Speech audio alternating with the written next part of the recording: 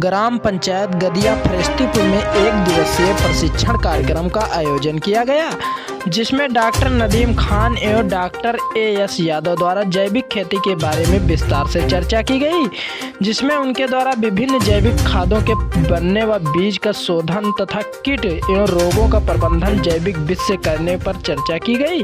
वहीं डॉक्टर संदीप सिंह यादव सहायक निर्देशक कार्यालय बाराबंकी ने विभिन्न मसाला वाली फसलों के बारे में विस्तार पूर्वक किसान भाइयों से चर्चा की। सर, अपना पहले परिचय बता दें। स्पाइसेस बोर्ड बाराबंकी, मेरे पास अतिरिक्त प्रभार प्रादेशिक कार्यालय बाराबंकी का है। मैं अभी कार्यरत हूँ स्पाइस पर रायबरेली उत्तर। जी, आज जो ग्राम पंचायत गदिया फरेस्तीपुर में जो कैंप का आयोजन किया गया, जो किसानों के लिए लगाया गया, तो कैसे किसानों को समझाया गया, बताया गया उनको योजनाओं के बारे में? स्पाइसेस बोर्ड भारत सरकार का एक स्वायत्त संस्था है जी, जिसमें हम विभिन्न प्रदेशों में जो अलग अलग मसाले उगाए जाते हैं उनकी गुणवत्ता सुधार के लिए प्रशिक्षण कार्यक्रमों का आयोजन करते हैं जी। अब यूपी में मिंट बाराबंकी में सबसे अधिक मात्रा में पैदा किया जाता है जी। तो मिंट की कैसे गुणवत्ता अच्छी हो उसके बारे में हमने किसानों को बताया। जैसे डिस्टिलेशन करते हैं तो क्या क्या उसमें सावधानियां रखना है डिस्टिलेशन में, जिससे टैंक फटे नहीं, और किस टाइप का कंडेंसर उपयोग करें। और बोर्ड द्वारा मिंट डिस्टिलेशन यूनिट लगाने के लिए अनुदान दिया जा रहा है। कितना दिया जा रहा है? 1,88,000 रुपया या 50%, जो भी कम होता है सामान्य व अनपिछड़ा वर्ग के लिए। और अनुसूचित जाति अनुसूचित जनजाति के लिए 75% या 2,80,000 जो भी कम हो, या जो फार्म उत्पादक संगठन है या सोसाइटियां हैं, फार्म उत्पादक सोसाइटियां हैं, सहकारी समितियां हैं, अगर वो उनके बायोलॉजी में मसाले और मिंट के लिए कार्य करने का उद्देश्य है, तो उनको भी हम एक QGBG योजना है जिसमें हम उनको 90% अनुदान देते हैं। उस योजना का फायदा सबसे बड़ा ये है कि किसान को 10% जो फैब्रिकेटर हमारे पैनल होते हैं उनको सिर्फ देना पड़ता, 90% सीधा उस फैब्रिकेटर के खाते में वो डालता, किसान को कुछ नहीं देना। जो इंडिविजुअल स्कीम है जिसमें 50% या 75% है, उसमें किसान के खाते में सब्सिडी आती है, पहले पूरा किसान को करना पड़ता है। तो दोनों योजना में अलग अलग, उसमें ग्रुप चाहिए, इसमें इंडिविजुअली अपना खरीद सकता है। उसमें हम लोग ज़्यादातर सीमेप के जो मानक हैं उस मानक के अनुसार टंकियों को अनुदान देते हैं। उसमें अब बाराबंकी में बहुत सारे सीमांत और लघु किसान हैं, तो उन किसानों को देख के हमने देसी टाइप की भी टंकियों पे अनुदान देते हैं, बट उनमें सेफ्टी मानकों को पूरा करके ही दिया जाता है।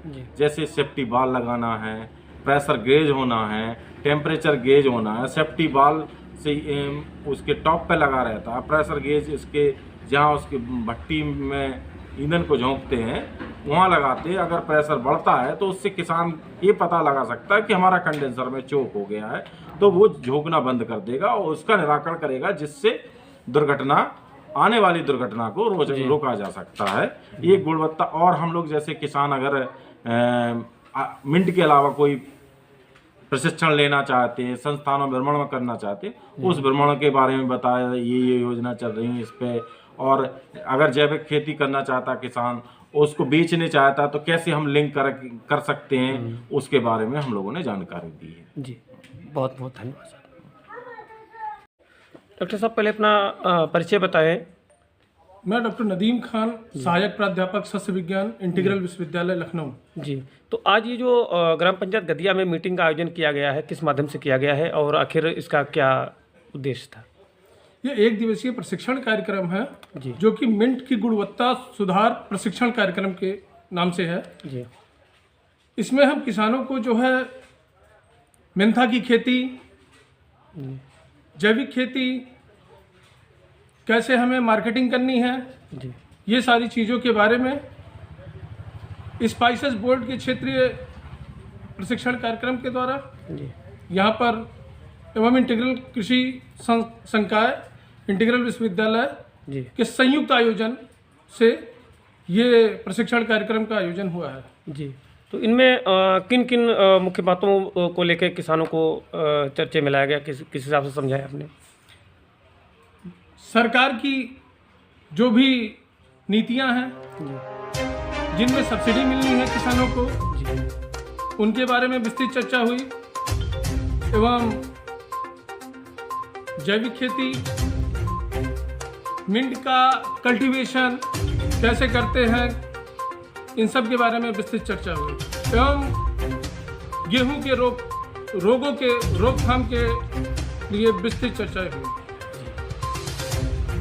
और जैसे कि किसानों को कुछ चीज़ें समझ में नहीं आती हैं, और जैसे ग्रामीण हैं तो कहते हैं कि कुछ नहीं हो पाएगा, किसान रोग लग गया तो उनका कैसे बचाव करने के लिए कैसे उनको बताया गया? देखिए, उनके लिए हमारे साथ डॉक्टर अमरीश यादव जी आए थे, जिनके लेक्चर के थ्रू उनको समझाया गया कि किसान भाई जैविक खादों का उपयोग करके कैसे भी अपनी भूमि की उर्वरा शक्ति को बढ़ा सकते हैं एवं रोगों से रोकथाम कर सकते हैं। फसल चक्र को अपनाकर कैसे उर्वरता को बढ़ाकर भूमि की कैसे ज़्यादा से ज़्यादा उपज को बढ़ाया जा सकता है, इस बारे में विस्तृत चर्चा है। जी, तो आज मीटिंग का आयोजन किया गया था, क्या बताया गया आपको? मीटिंग बताया गया, मेंथा के बारे में बताया। अच्छा, और क्या क्या चीज़ें बताई गई जो लाभकारी हुई? हमें है जैविक खेती के बारे में बताया गया। अच्छा जैविक जी, निवासी। खेती अच्छा, तो मीटिंग आयोजन किया गया था, कैसा किस तरीके से समझाया गया, क्या लाभ दिए गए आपको? लाभ दिया गया है जैविक के बारे में, बहुत बड़ा ढांचा है और धनिया हो गई, हल्दी वगैरह है। अच्छा, इसके बारे में बताया गया, जो किसानों को जानकारी नहीं थी और जानकारियाँ बताई गई थी। अच्छा, किस गांव में रहते हैं? परिस्थिति अच्छा, तो आज मीटिंग का आयोजन किया गया था, क्या बताया गया आपको? इसमें मेंथा के और मीना के बारे में बताया गया जी, और जैविक खाद खेती के बारे में बताया गया, सब्सिडी के बारे में बताया गया। कहाँ निवासी? अच्छा, तो वो आज मीटिंग का आयोजन किया गया था, क्या बताया गया था? मेंथा के बारे में बताया गया जी, कि खेती कैसे की जाए, के बारे में बताया गया, अनुदान भी मिल रहा है। अच्छा, कैसा लगा मीटिंग में बैठ?